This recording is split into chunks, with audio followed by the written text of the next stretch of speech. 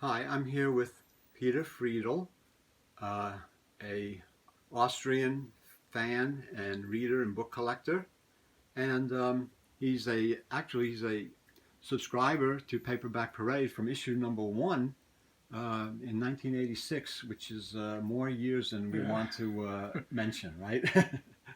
And anyway, Peter's a fine gentleman, and it's very nice to see him here in the United States on a visit.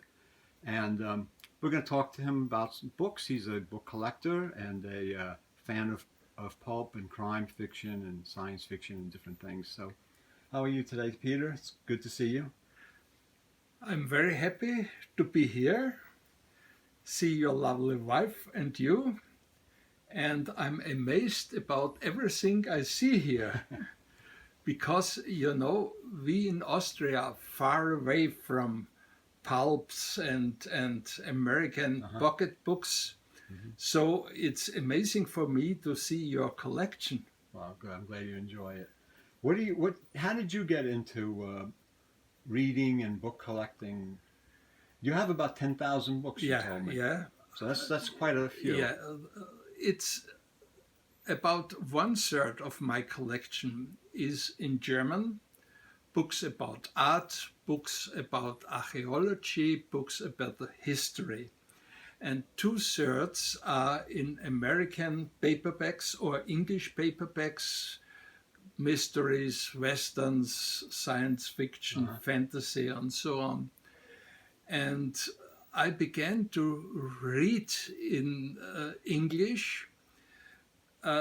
You have to know there in Germany there were printed some books called Panther books. And these were translations mostly of gold medal or lion or something else. Yeah, American gold medal books. Yeah. And then I discovered sometime in an Austrian bookshop that the book in Panther books in German was about 120 pages. The original in the American edition was about double. So I thought, what happened? And I bought this book and tried with my school English to compare it. And I saw that they abridged about a quarter, about one chapter to 2 or 3 sentences to go from the chapter before to the chapter afterwards. And so I began to read and buy American books. Very hard for me in my school English, but when I read more, so I became more accustomed to it, and so I started collecting. So now you can read American books in English without any problem. Yes, I can read it. You read all the authors and American vintage can. paperbacks. Yeah. So who do you like to read?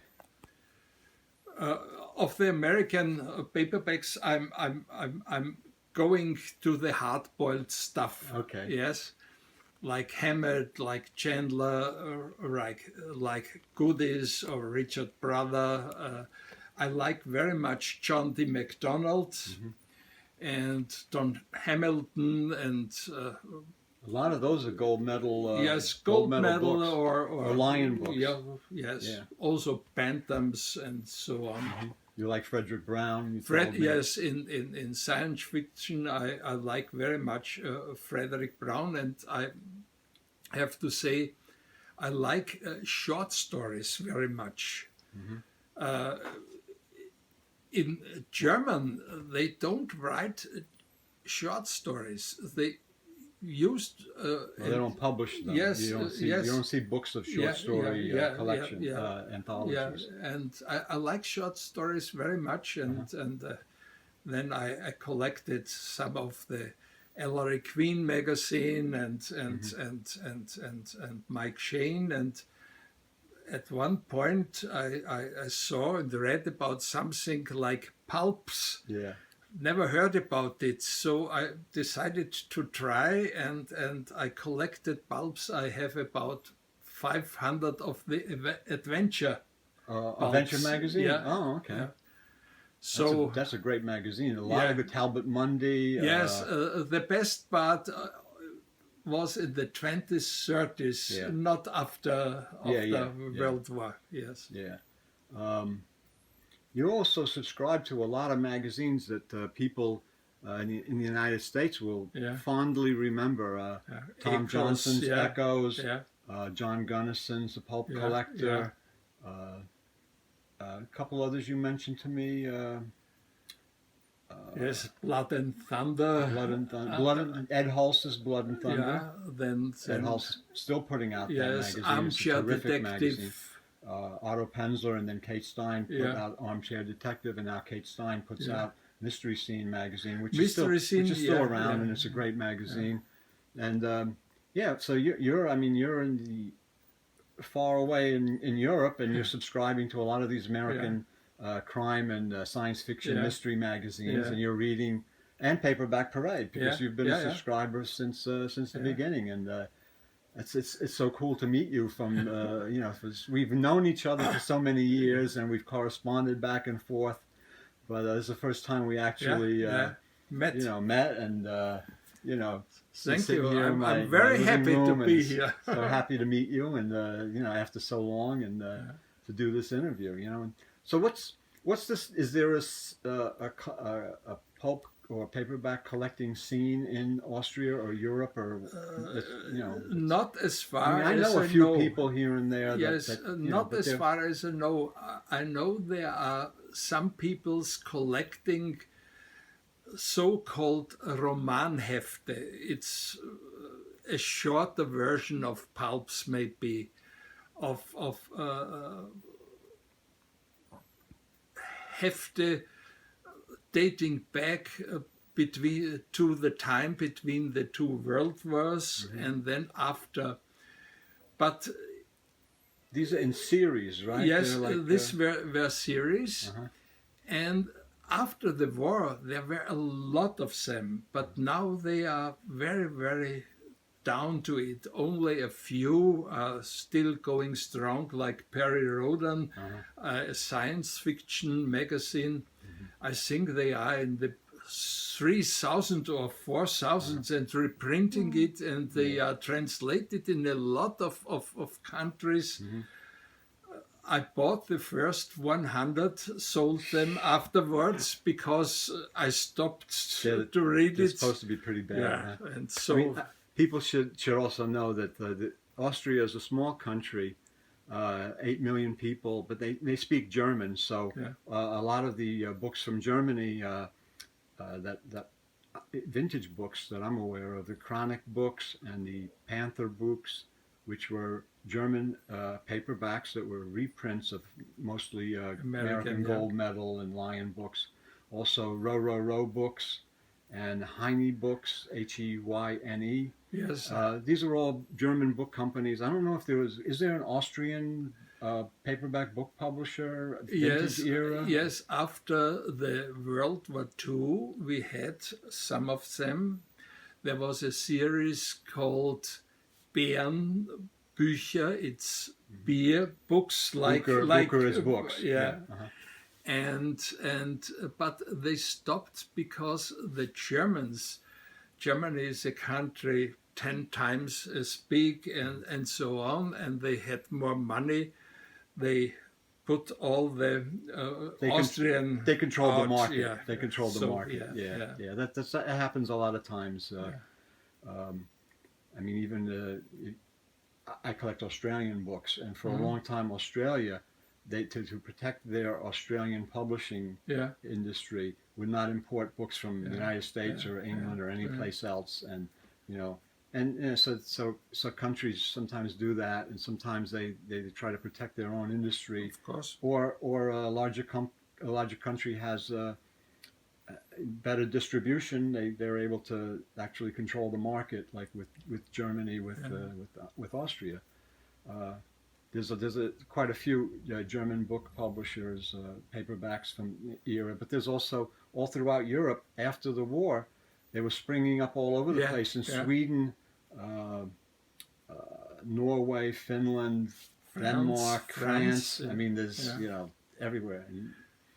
So for a long time, the publisher you spoke before, Heine Books, put out a series of translation of American Western authors.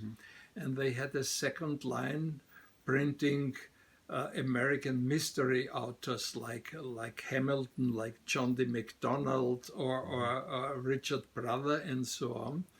But they stopped doing it in the last maybe 10 years.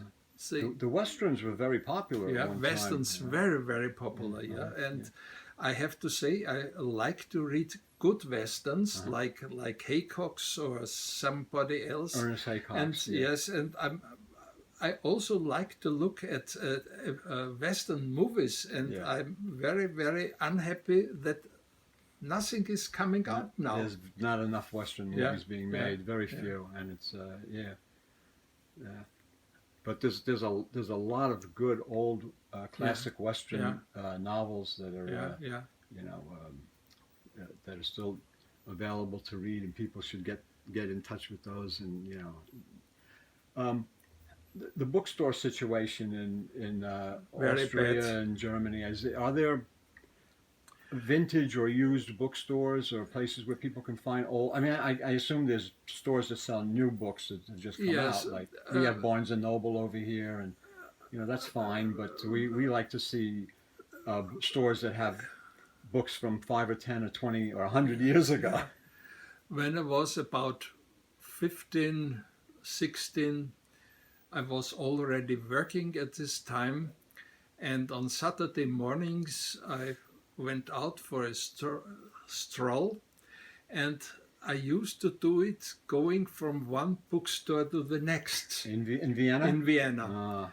And I don't know the exact number, but I would estimate that at this time there have been maybe 100 or more bookstores in Vienna. That's amazing. And there also were something called Leihbücherei, stores where you can take out books for reading for a week or so.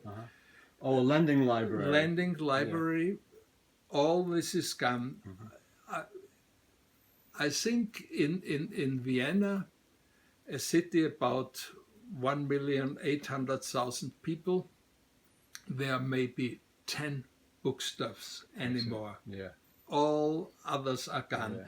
And when I'm visiting here, I see it's the same situation in New York. Yeah. We've lost a lot. I mean, if you think about it, Paris along the Seine used to be all booksellers along the river. They are still there. I have been 4 or 5 years in Paris for 3 weeks. They are still the bouquineers. Here in New York, we used to have what we call Book Row. Now the only store I think available still is the Strand, which you have been to, but that's the only one. I mean, there used to be 40 or 50 stores along that area of Broadway. London Charing Cross Road used to be a mega for bookstores. I know. And unfortunately we've lost a real significant part of culture. Yes, people don't read anymore. Well, I mean, they read on the internet, they read on Kindles and other things, but I think that the physical book, the actual physical book, has a specialness to it, a beauty to it, and it puts you in touch with something that the publisher made, that was written by the author, that's just special, which you don't get from the electronics and from the pixels in a Kindle or a... So, in my age, I'm old-fashioned, and I want to have a book in my hand. I want also to have a newspaper in my hand and read it, not looking at some electronic... So you have 10,000 books about you. Yeah. Where do you keep them? How do you? They're all shelves. Yes, I have shelves in the living room. I have shelves in my room when my two sons left, my wife and me, we took over one of the rooms. And now, as my wife is dead, I have also records and books in her former room. And I have a very, very good dry basement. And so I have the books in the basement too. You have enough room. That's good. See, a lot of people have houses full of books, and that's a good thing. Like you. Yeah. It's good. It's good. It's nice. It's who we are. You know, it's who we are, and what we love, and it's so good to see you and be with you and spend some time together and talk about books. So, who do you like in science fiction? That's something I was meaning to ask you, because we talked about mystery.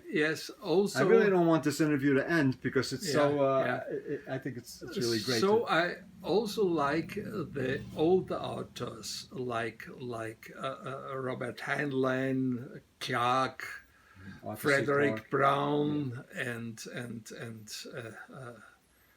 Taine, or Kornbluth, and authors of this time. Yeah.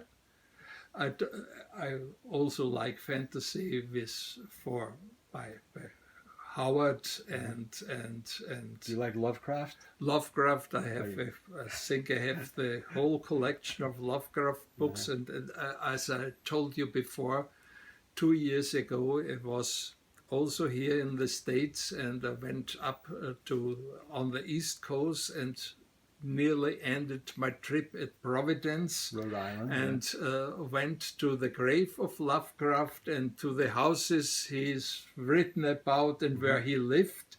And I was very, very surprised that there were signs of the city of Providence here. A prominent writer of books, Lovecraft has lived, and so on. Yeah. So very surprised. Lovecraft also lived in Brooklyn for a little while. He lived in the Red Hook section of Brooklyn. Wrote the horror from Red Hook, and so there's a Brooklyn connection also. So he was an interesting fellow. Did you like Robert E. Howard? You said. Yeah. The Conan books, and yes, Conan, Kane, and I also like the short stories. I remember one story, not so good, but I don't recall the name now. But I think he wrote about the wandering of the Aryan race from India, or where they came to Western Europe, and the adventures they had between Lost Valley of Iskandar. I think he wrote a lot of the descendants of Alexander the Great, and they in the I guess I don't know. It's not the Middle East. It's kind of like Asia, the Afghanistan area, around that area. He wrote a lot of stories set in that area. El Borak was one of his heroes, and there was a lot of good stuff. Also about the Celts. Yeah. I also like Talbot Mundy. What about Edgar Rice Burroughs? Yes, I liked Edgar Rice Burroughs very much when I was younger. I haven't read. I own not all, but I think most of them in the old Ace books. With the Frank Frazetta and the Frank Frazetta covers. Those are beautiful cover art. I haven't read one of his books in the last years, so you know. You change when you grow older. You change, and something like in movies, what you once were looking at very favorable, you say it's okay, but it's not so good as I reminded. Right. Who do you like to read now in mystery, science fiction, or? Yes, I'm not reading the new authors. I still go for the old ones. Okay. And you like history also. Yes, I studied history in the University of Vienna, but I often are thinking if it's only nostalgia that I go back to the old guys, Yeah. and I decided it's maybe a bit of nostalgia, Yeah. but I like them more. I think it's a bit of nostalgia from my point of view also, but I think what it is like they really knew how to tell a Yes, story. yes. I mean, of those course. Yeah, pulp, they were, a lot of them were pulp Yeah. writers originally, yeah, and they were trained in the yeah, pulp yeah, pulp ghetto of Yeah. writing, Yeah. where they were forced to be able to tell a Yes. story really clearly, really concisely. Yeah. They didn't waste a lot of words, even Yeah. though they were paid by the word. They really knew that they had to have stories that had impact Yeah. and that had meaning, and so, and heroes. The heroes were Yeah. real, and you could feel the tension and Yeah. the action and adventure.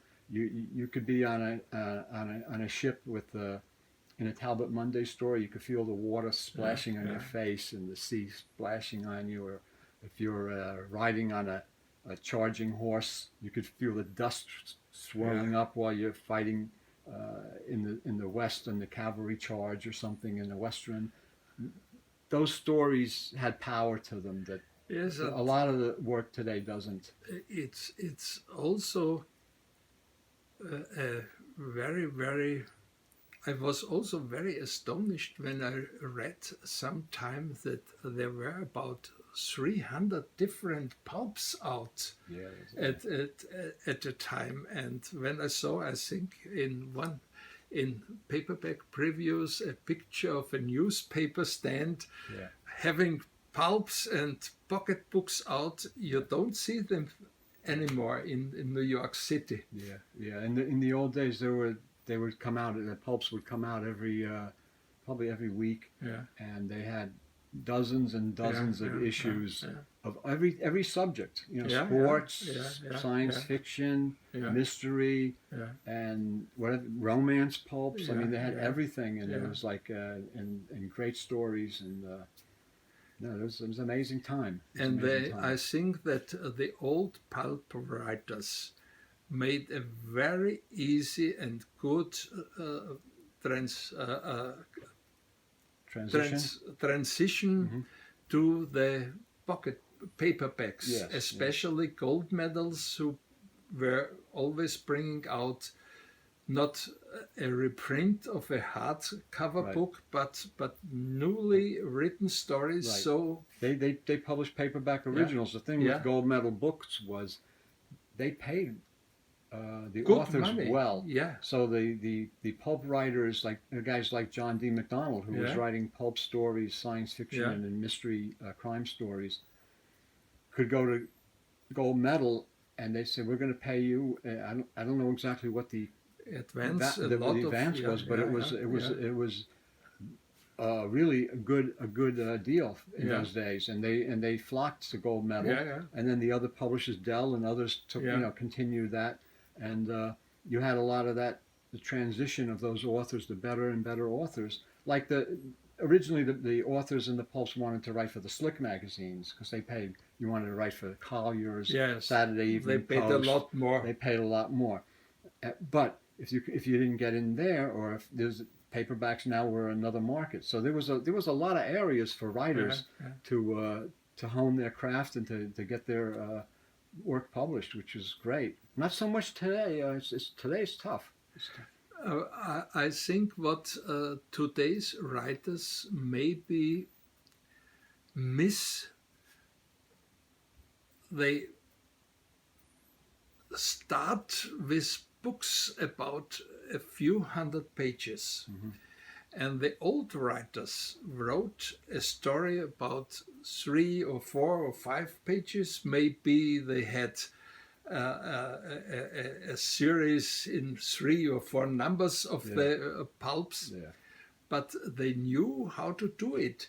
It's the same. I'm a jazz fan also, and I have to say the musicians of the 30s and 40s, they learned a lot of their colleagues traveling around the country. Right. The older musicians showed them a lot, and afterwards they had a jam session.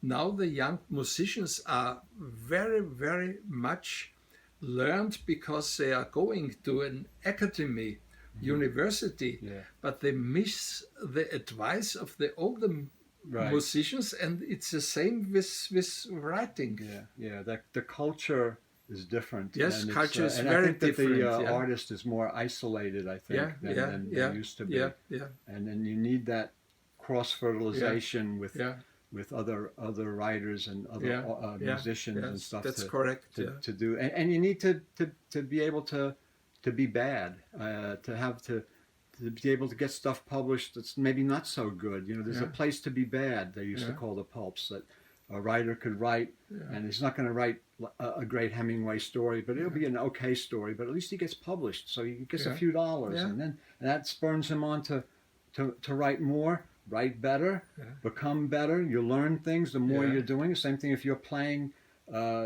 jazz in a club, you're hanging out with a bunch Yeah, of fellas, yeah. you're learning everything, and there's all this more and more you're getting. He's not such a good trumpet player, Yeah, but yeah. maybe he's getting better, and Yeah, play yes, this, of try course, that. yeah, You know, yeah, I play a little guitar with my friend Brian, and I'm terrible, and he's brilliant, but it's just that's what happens. You know, you learn that, and it's So, as you said before, the pulps, and there were a lot of them, had to fill their pages. yeah.